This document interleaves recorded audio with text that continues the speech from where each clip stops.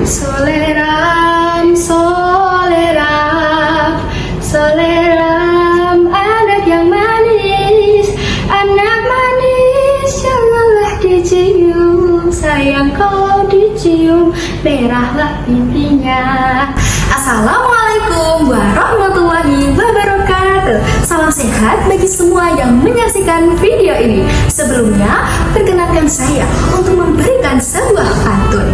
Pergi ke pasar membawa kelapa, dibeli ibu bersemangat ria. Perkenalkan, saya Salwa Aulian Yarna dari SMK Kesehatan Binatama. Hari ini saya akan menceritakan sebuah kisah luar biasa, kisah yang berjudul Asal-Usul Selat Nasi, dongeng dari Kepulauan Riau. Di suatu masa yang jauh sebelum kita, ketika lautan masih menjadi penghubung antara pulau-pulau dan juga legenda, ada sebuah kisah yang bersembayang di hati Kepulauan Riau.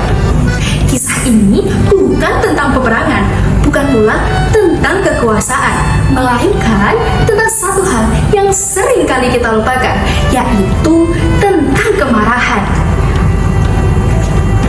Dahulu kala, di sebuah pulau yang damai, hiduplah sepasang suami istri yang dihormati.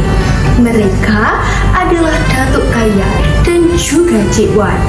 Mereka memiliki seorang putri yang sangat cantik dan terkenal. Ia terkenal karena kelembutan hatinya. Namanya ialah Nilamsari, gadis yang wajahnya bak purnama dan namanya harum hingga ke negeri seberang.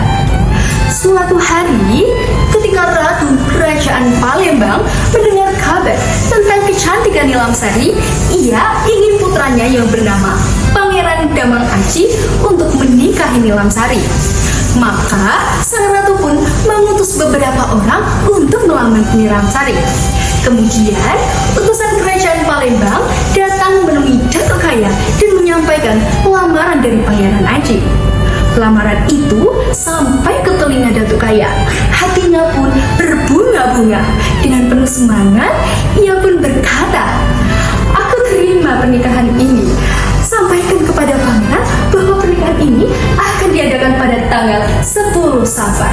Sampaikan kepadanya, jangan lupa datang sebelum hari itu." Ia begitu bangga karena akan menjadi besan dari seorang raja. Persiapan besar-besaran pun dilakukan. Nasi dimasak melimpah, makanan disajikan untuk tamu yang datang dari seluruh penjuru. Pulau Subi dipenuhi dengan keriuhan. Mereka siap menyambut tamu agung dari Palembang. Semua orang bekerja keras untuk memastikan bahwa di hari itu akan sempurna. Namun di sisi lain, pangeran segera bersiap dan pergi menuju Pulau Subi. Saat menuju Pulau Subi, rombongan dari Kerajaan Palembang menghadapi bencana. Badai besar sedang mengguncang lautan. Ombak tinggi membuat kapal-kapal terombang-ambing. Dengan keadaan genting, rombongan pun memutuskan untuk berhenti dari perjalanan dan berlindung di teluk Pulau Kibau hingga badai mereda. Sayangnya, badai berlangsung sangat lama hingga mereka tiba di Pulau Subi pada hari Safar yang ke-12. Ketika rombongan kerajaan akhirnya tiba, Datuk Kaya sangat marah dan kecewa. Nasi dan makanan yang telah disiapkan telah menjadi basi. Dengan wajah yang memerah dan amarah yang menggelegak, ia merasa sangat terhina. Bagaimana mereka bisa terlambat untuk acara penting ini? Pikirnya dengan marah. Istrinya yang bernama Cik Wan yang lembut dan juga bijak mencoba untuk menenangkannya. "Suamiku, mari kita memasak lagi. Kita harus menyambut tamu kita dengan baik," pintanya dengan tenang.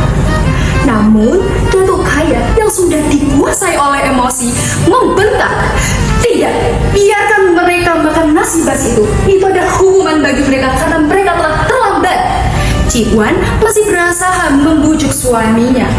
Tolong, kita harus menjaga kehormatan kita sebagai tuan rumah. Mereka datang dari jauh, suamiku. Kita tidak tahu halangan apa yang membuat mereka datang terlambat. Namun, amarah Datuk Kaya tak dapat lagi dibendung. Dengan nada yang menggelegar, ia menjatuhkan talak 3 kepada istrinya. Aku akan bercerai denganmu.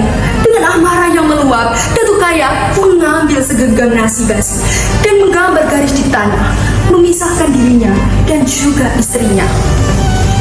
Datuk Kaya pun berteriak, "Ini adalah batasan kita. Kau di sana dan aku di sini. Jangan pernah melewati garis ini." Tiba-tiba, langit pun bergemuruh, petir menyambar, dan angin bertiup kencang. Tanah pun mulai membelah panjang, dan semakin lama semakin membesar.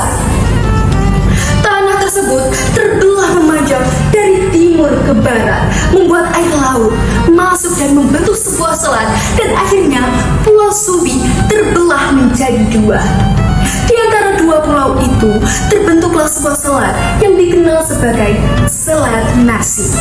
Untuk mengenang perbuatan Datuk Kaya yang membuang nasi karena amarahnya yang tidak terkendali, moral cerita ini adalah kemarahan yang tak terkendali bisa membawa kita ke kehancuran, bahkan pada hal-hal yang sangat kita cintai. Sekian dari saya. Wassalamualaikum warahmatullahi wabarakatuh.